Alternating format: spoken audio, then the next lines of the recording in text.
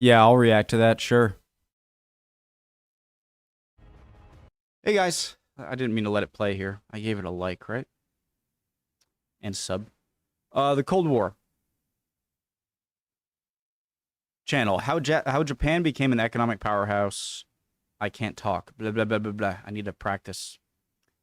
I think this stuff is fascinating. It's not my first time learning about, the post-war economic sort of miracle that West Germany, at least, and Japan had, and how two countries that were utterly destroyed in World War II, being the main actors in the Axis power, Germany in the European theater and the Pacific theater, obviously Japan, and not counting China in the case with Japan, but I think Japan and Germany, very arguably the most powerful countries in their respective areas.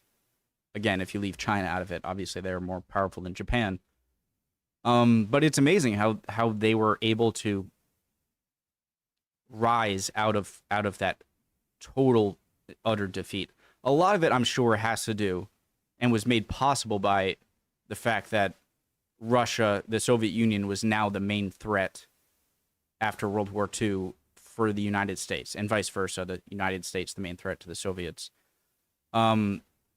But I'm sure that's why, just like with the Napoleonic Wars, when France was defeated twice after Waterloo, the British and the Austrians were afraid of a power vacuum happening if France was too weak, and then an active Prussia and Russia could,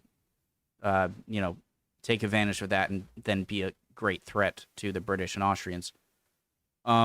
Which is amazing how even after such enormous conflicts and so much death has happened in the Napoleonic Wars and World War II, right away you have to just, okay, that's over. We gotta, fix stuff, but there's another threat here. And it convinces me, I'm talking too much here, that even if there was an alien invasion, you ever heard like the only thing that could bring the world together is like if aliens attacked? Unfortunately, I hope I'm not being too pessimistic. I think if we did beat the aliens, if they came here, we would go right back to fighting each other, and that's not great thought, I guess. But it seems like it would happen. I'm going on to a tangent here. But yeah, super interesting. The rise of Germany and Japan, as we're learning here after World War II. Let's learn. Did I say all the things? My name's Connor. If you're new, hope you're doing well. Hope you're ready to learn. Original link to the video, top of the description, if you want to go check it out on your own. Let's go. A very long time ago, we did an episode on post-war I can barely hear that.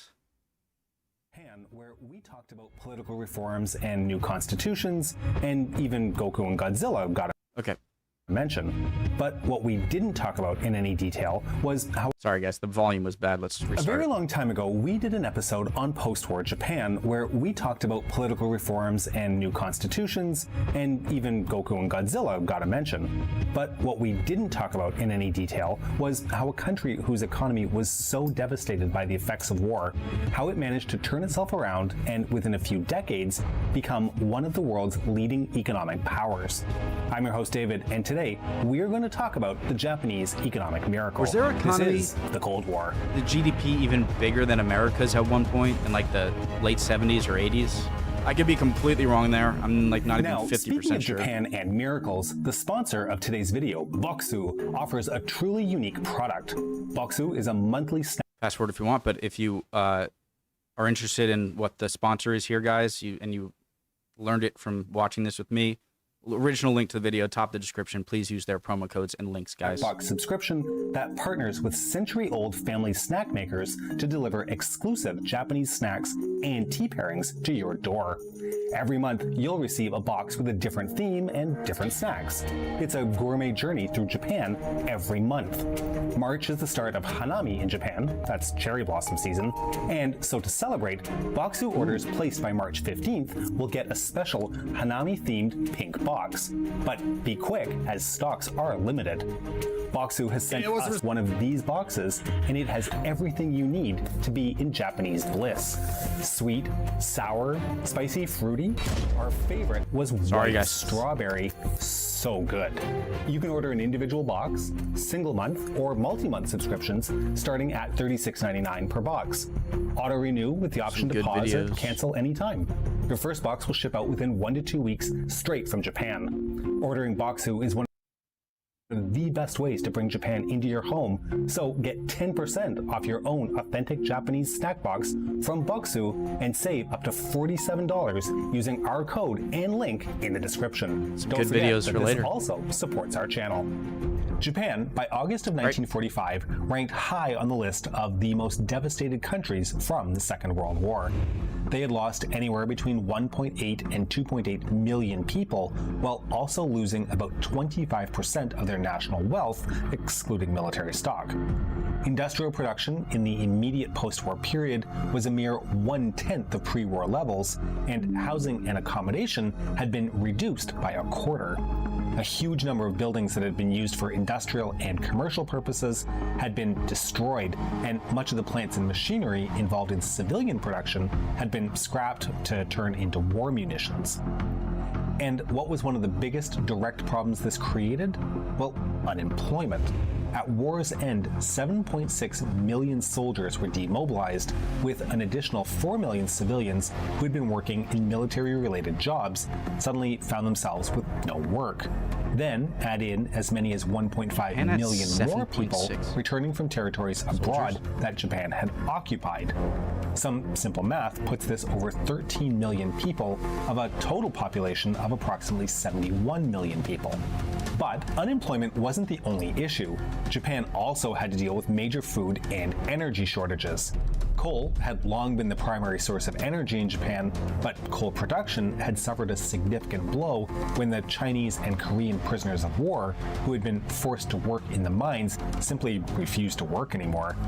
The supply of food also suffered major shortages due to inefficiencies in the feudal nature of Japanese agricultural production, especially when compared to other developed nations at the time. This was in spite of many of the unemployed returning to the land. And there was still another major issue in play as well: inflation. Large volumes of currency had flown into the monetary system after the war ended, largely from provisional military expenses. This was the salaries for demobilized soldiers, payments for completed orders of military goods, advance payments, compensation for losses, and so on. But it wasn't all bad. After all, Japan before the war had been among the most powerful nations in the world, with a strong economic backbone and a highly educated and trained workforce. The institutional memory of this, coupled with that skilled workforce, laid the groundwork for the economic recovery that was to come. And one more key factor, the recovery was something pushed by the American Occupation Administration. The Americans wanted to ensure that Japan was both demilitarized and an ally, and democratized, and the 1947 Constitution of Japan enshrined the idea that Japan would give up rights to its military force and rely on the US for protection. This allowed Japan to allocate what would have gone to military spending to other spheres. Interesting. They literally ignored the sword. I did not think about that. Yeah, good point. Military spending to other spheres. They literally ignored the swords and focused only on the plowshares. So that's the back. Right there, that shows you how much the United States thought process was there. Is that we want to make sure Japan isn't a threat anymore to us, and we need. It's almost like an economic partner, and then we'll just be your military protection. Right, which is, it's not for Japan. It's not like a nice thing the U.S. is doing. It's like, oh, we'll pay for your military. No, it's like that way you can't be a threat to us, and we can, use that, Japan and society to still kind of work for us in our fight against, our cold fight against Russia. What actual steps were taken, though? Well, to start, one of the pillars of Imperial Japan's economic power was dismantled, the Zaibatsu. No, not the crime syndicate from GTA 2. Zaibatsu were the industrial conglomerates that had received preferential treatment from the imperial government by means of lower taxes and even monetary injections to easily allow their expansion.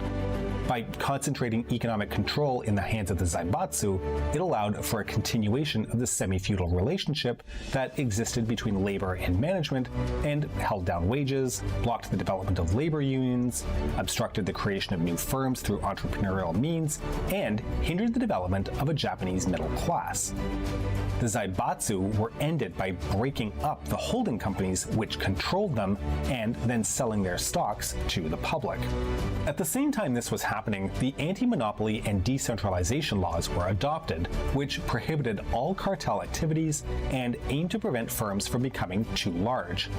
So there's the industrial reform, but the occupation administration also took a shot at land reform. Prior to the occupation, much of the land in Japan was owned by large landlords who would rent it to peasants to be worked. Feudal in nature, it largely resulted in inefficient use of the land.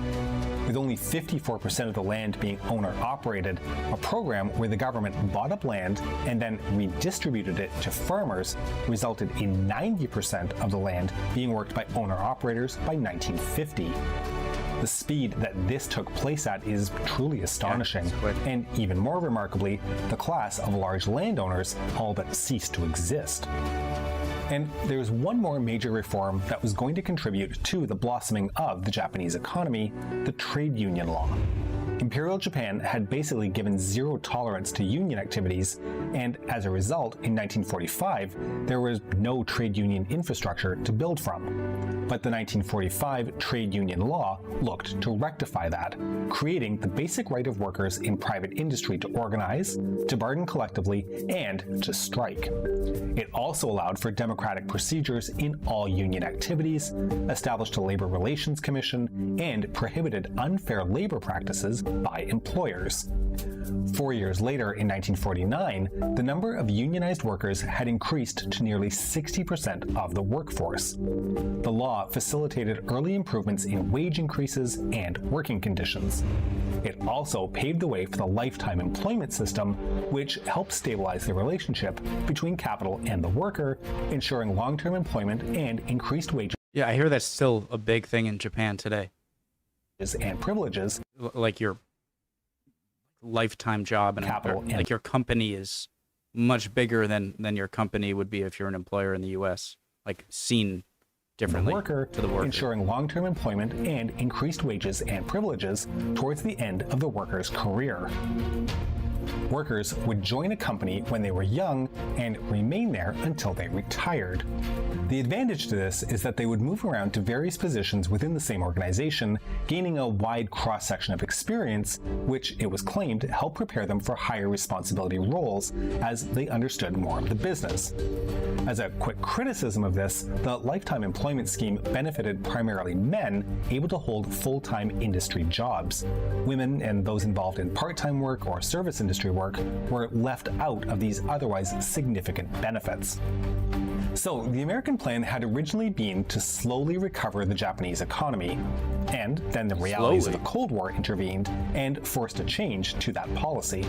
By 1948, Washington was already looking at ways to help turn Japan into a strong anti-communist bulwark in East Asia, independent of American financial aid. That was the year the president of the Detroit Bank, Joseph Dodge, fresh from his work helping to rebuild the German banking system, began working on his plan for Japan to help ensure the country would be strong and independent, but still inside the U.S. sphere of influence. Early 1949 saw what has become known as the Dodge Line, outlining key elements of what needed to be done. First of all, balanced budgets were critical. Second was the suspension of new loans from the Reconstruction Finance Bank as a measure to bring inflation under control. Third and fourth was the establishment of a fixed currency exchange rate and the removal of government subsidies as part of an overall attempt to decrease state intervention in economics. The long-term effect of the Dodge Line was control. Third and fourth was the establishment of a fixed currency exchange rate and the removal of government subsidies as part of an overall attempt to decrease state intervention in economics. Oh, okay, sorry. The long-term effect of the Dodge Line was met, but in the short term, these austerity measures had the effect of pushing Japan into a recession as economic challenges mounted. But then the Cold War intervened. The outbreak of the war on the Korean Peninsula provided a massive economic boost for Japan. And why might that be? Well, the United States realized that procuring goods and equipment to support the conflict would be significantly cheaper if it was done from Japan rather than the United States. The growth in the Japanese economy was tremendous, estimated at almost 70% growth by the time the 1953 armistice was established. It should also be noted. Interesting. So two things I didn't really think about before, and I have, liked looking at some videos about this topic, is I did hear a little bit about the Korean War being a boon, but I didn't think about it that much, and I learned recently. So the Korean War being a boon for the economy because they would create stuff there rather than back in the United States, and also not having to put money into a military and instead having that for other things in the economy or in the country. Only when the 1953 armistice was established. It should also be noted that not only was manufacturing greatly expanded, but the amount of foreign currency that was being brought into the country was massive. The US military, between defense contract spending and that of soldiers, brought in as much as $590 million in 1951 and over $800 million in each of 1952 and 1953. This additional income, albeit temporary, allowed Japan to cover the costs of 60 to 70% of its imports and subsequently raise their exports to about $2 billion a year. For Japan, which relied heavily on imports of raw and unfinished materials for its own manufacturing sector, this allowed them to almost double their output and achieve even greater scales of economy. The larger profits this provided then allowed those firms to reinvest the profits into new equipment and technology, which in turn resulted in greater capacity and greater profits, and, well, so on and so forth. Of course, the economic boom spurred on by the Korean War did nothing to help material shortages in the country or inflation. And then the Korean War ended. Japan suddenly lost access to the tap of foreign investment that had been flowing money into the rebuilding country. What did it do? As scarcity of capital began to cut into the country's expansion, Americans once again stepped in.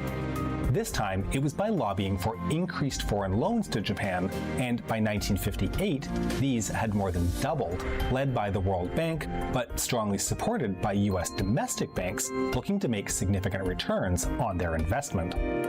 By the late 1950s, American leadership had fully taken on the responsibility of protecting Japan from foreign threats. Japan had established the Japan Self-Defense Forces in 1954, but the agreement with the US allowed them to reduce budget spending by 20% between 1958 and 1960, a figure that continued to drop until it was below 1% of GDP by 1970. And what did this allow Japan to do? Well, it allowed them to shift resources that would have gone towards defense spending to be focused on commercial investment. Economic historians Hugh T. Patrick and Henry Wasowski have estimated that Japan's economy would have been up to 30% smaller by 1976 had they continued to spend on defense. And as if all this wasn't enough on its own, the United States also used its influence on the global stage to lobby other countries to remove restrictions on Japanese imports. And just to show how serious they were about this, successive American governments resisted calls from American lobby groups to impose their own protectionist tariffs on Japanese goods entering the US market. Between 1958 and 1960, Japanese exports to the United States increased by 150%. In total, 30% of Japanese exports were to the United States. And the results? Well, bigger profits, allowing for further investment in the economy, industry, and services. The preferential treatment of Japanese firms by the Americans would be maintained until the Nixon administration. Now, you've probably noticed that all of this we've talked about so far looks like it's been pushed by the Americans onto the Japanese. This isn't true, though. Japanese leadership in the post-war era was quite supportive of the strategic alliance being formed with the United States and was promoting similar of the strategic alliance. Japanese leadership in the post-war era was quite supportive of the strategic alliance being formed with the United States and was promoting similar policies to assist in the economic recovery. One of the champions of Japanese demilitarization was Shigeru Yoshida, an early prime minister and what did I say, Hideshi? Considered Tojo? to be the father of Jesus Christ, I'm so bad. Shigeru Yoshida, an early prime minister and often considered to be the father of the modern Japanese economy.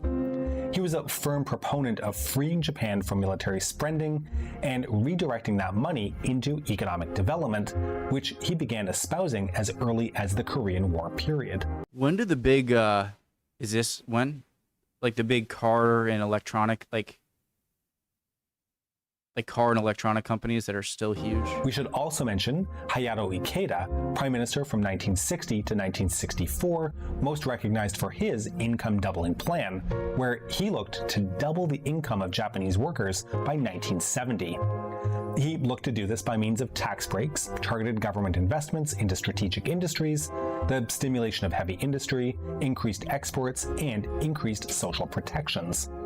And how successful was this plan? Well, it achieved its goal 3 years ahead of schedule. The Japanese economy more than doubled in 7 years. In 1968, less than 22 years after losing the war, the Japanese economy was the second largest in the world. One of the things I'm noticing is that if you are a country that suffers a major defeat in a war and you come up on the losing side, it is extremely beneficial to you if there is another strong entity that wasn't defeated that could pose a threat to your defeater. Because then the focus isn't so much on punishment and ensuring there isn't more warfare from you, and now you're going to reap the benefits of people trying to use you for their benefit. Does that make sense? So now that we have an overview of the economic recovery, why don't we talk a bit about some of the other factors and the key players that enabled it to happen. We'll start with the Ministry of International Trade and Industry, one of the key factors that allowed for the recovery. MITI is often considered to be the single most powerful government structure involved during the high growth period. MITI's policy was to prioritize and provide favorable conditions for the most strategic industries in Japan. Through MITI and the large amounts of financial aid and assistance it was able to arrange, industries like steel, shipbuilding, chemicals, and machine manufacturing grew rapidly, especially in international markets, but this was at the expense of other industries due to the unlevel playing fields that MITI created. The Japanese banking system also played a key role in the implementation of the policies set in Tokyo. The Bank of Japan would provide loans to city banks, and they would then provide loans to individual companies, especially those which had been determined to have high growth potential. Individual city banks and companies would develop long-term relationships with each other, where companies would come to rely on steady loans from the bank to continue investing in the company. The so-called main bank would also act as an agent for investors and lenders to the company, examining the viability of investment projects and even monitoring the performance of management. In Japan, individual shareholders did not monitor management efforts, and institutional investors didn't exercise the same level of monitoring powers as seen in the United States. This tended to mean that there was less pressure for high dividends, allowing for companies to focus investment dollars on long-term growth strategies to help get their products into global markets.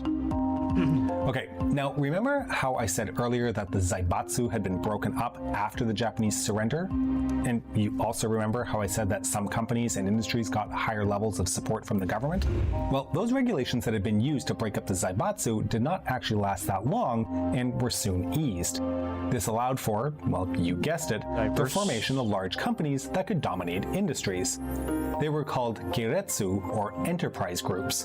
Keiretsu could be formed horizontally across different industries, or vertically inside an industry where it would control suppliers and manufacturers, as well as distribution.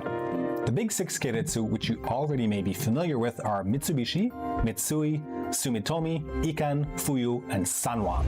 So, the Ketsu, remarkably like the Zaibatsu, would be umbrellas for dozens of large companies involved in manufacturing, finance, services, sales, and multitudes of other businesses, all cooperating with each other. Think I understand that part. Each Ketsu had its own relationship to the main bank overseeing progress. Although this was an unfair market for new companies trying to enter, it did allow for already large companies to grow and quickly move into global markets, benefiting Japan greatly. There were some social aspects as well that contributed to the Japanese recovery. Japan, long a patriarchal society that had fostered tight familial bonds, had a tradition where the head of household could forbid family from moving away for work or any other reason. Part of what came with the political transformation in the post-war period was a loosening of this traditionalism.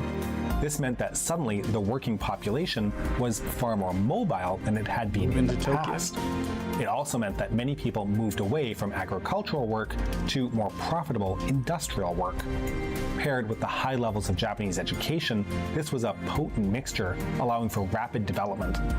And now, as we start to wrap up this longer than usual episode, how about some numbers to illustrate this growth? By 1956, real per capita GDP had overtaken the level reached in 1940.